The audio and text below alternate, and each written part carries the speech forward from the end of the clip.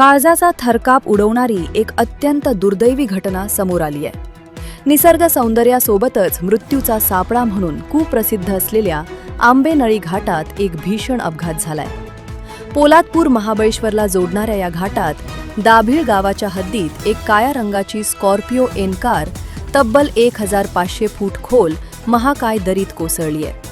या कारमधून प्रवास करणारे सातारा जिल्ह्यातील 8 तरुण बेपत्ता असून त्यांचा अद्याप कोणताही ठावठिकाणा लागलेला नाही.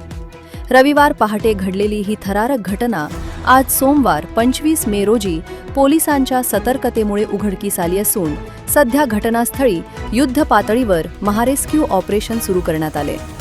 प्राथमिक माहितीनुसार सातारा जिल्ह्यातील आसगाव आणि मर्डे परिसरातील हे 8 तरुण कोकणातील प्रसिद्ध करडे बीच येथे पर्यटनासाठी आले होते. समुद्र किनाऱ्यावरील पर्यटनाचा आनंद लुटून सर्वजण साताऱ्याच्या दिशेने परतत होते.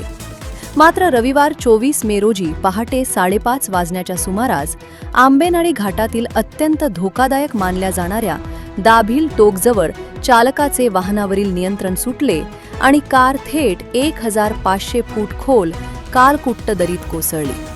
रविवार पहाटेपासून या तरुणांचे मोबाईल बंद असल्यानं कुटुंबियांनी तात्काळ पोलिसांशी संपर्क साधला. पोलिसांनी तातडीनं बेपत्ता तरुणांचे मोबाईल लोकेशन ट्रॅक केले असता सर्वांचे शेवटचे लोकेशन आंबेनळी घाटातील दाभिल टोक दाखवत होते. या माहितीच्या आधारे आज सोमवारी पहाटे महामार्ग आणि पोलादपूर पोलिसांनी शोध मोहीम राबवली. तेव्हा हा भीषण अपघात उघडकीस आला.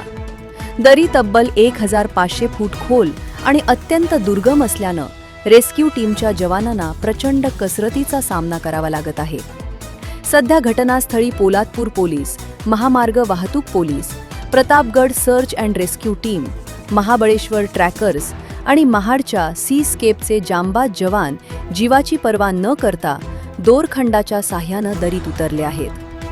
दरीमध्ये दाट धुके आणि कडेक पारीची दुर्गम रचना असल्यानं कार नेमकी कुठे अडकली आहे याचा शोध घेण्यात मोठे अडथळे येत आहेत. या अपघातामुळे आसगाव आणि मर्डे गावांवर दुःखाचा डोंगर कोसळला असून परिसरात खळबळ उडाली आहे.